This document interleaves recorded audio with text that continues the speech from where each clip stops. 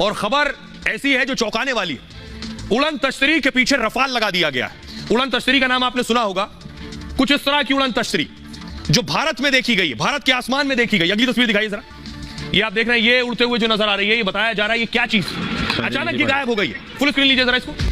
ये आप देख रहे हैं, ये उड़न तश्तरी बताई जा रही है जो भारत में देखी गई और इसके पीछे रफाल विमान लगा दिए गए।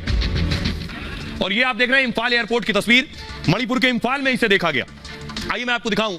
जैसे ही जानकारी मिली उसके बाद एक्शन हुआ, लेकिन किस जगह पर इस यूएफओ को देखा गया है ये आप देख रहे हैं। ये मणिपुर का नक्शा है और इंफाल एयरपोर्ट पर इस तरह की उड़न तश्तरी देखी गई। और जैसे ही जानकारी मिली वैसे ही कि भारत में एक यूएफओ आया है। यूएफओ मतलब वो अनजान उड़ती हुई वस्तु जिसके बारे में कोई जानकारी नहीं। देखिए जरा उसके बाद क्या हुआ।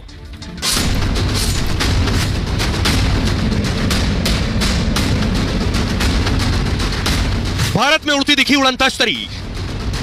दावा है कि रविवार को इंफाल एयरपोर्ट पर आसमान में काफी बड़े आकार की वस्तु काफी देर तक घूमती रही। उड़न तश्तरी जैसी चीज को देखकर अधिकारियों के होश उड़ गए। रहस्यमयी वस्तु को पकड़ने के लिए वायुसेना ने दो रफाल फाइटर उड़ा दिए।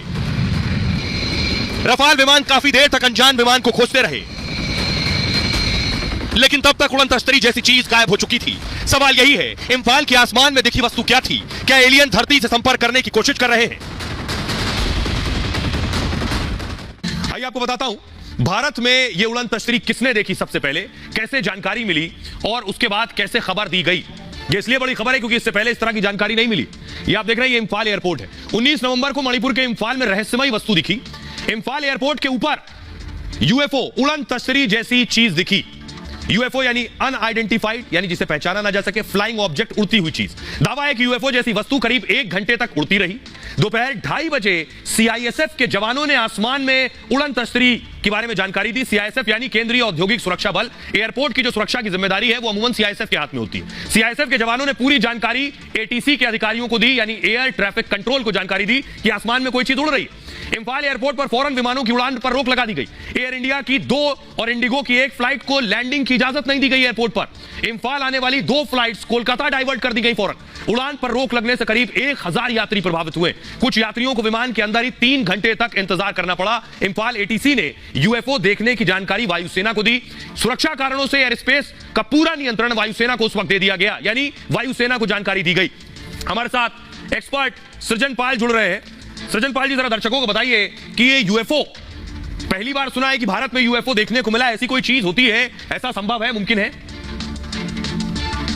अंतरिक्ष विज्ञान की दृष्टि से अगर हम देखें तो हमें यह नहीं पता, आज तक हमारा कोई ऐसा संपर्क नहीं हुआ है किसी और ग्रह पर रहने वाले किसी भी जीव जंतु से। तो हमें नहीं पता कि एलियंस होते भी हैं या नहीं होते, और अगर होते हैं तो किस प्रकार के होते हैं इसका भी अनुमान लगाना मुश्किल है। और अगर ये नहीं पता तो हमें ये भी नहीं पता कि उनकी टेक्नोलॉजी कितनी एडवांस हो सकती है, क्या वो यहाँ तक आ सकते हैं या नहीं।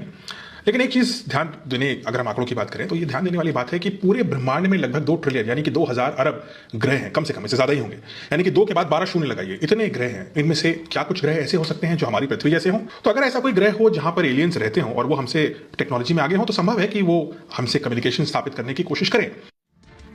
तो सृजन पाल जी कह रहे हैं कम्युनिकेशन स्थापित करने की कोशिश करेंगे। और क्या ऐसा किया? जैसे ही एटीसी और वायुसेना को पता चला, देखिए फौरन रफाल विमान को उड़ा दिया गया। रफाल विमान यूएफओ के पीछे भेजे गए कि क्या कोई उड़न तश्तरी है। ये सोचिए, ये सब कुछ हिंदुस्तान में हो रहा था, भारत में। एटीसी से जानकारी मिलने के बाद वायुसेना फौरन अलर्ट पर आ गई। पश्चिम बंगाल के हाशिमारा एयरबेस पर रफाल विमान तैनात है। वायुसेना ने फौरन एक रफाल विमान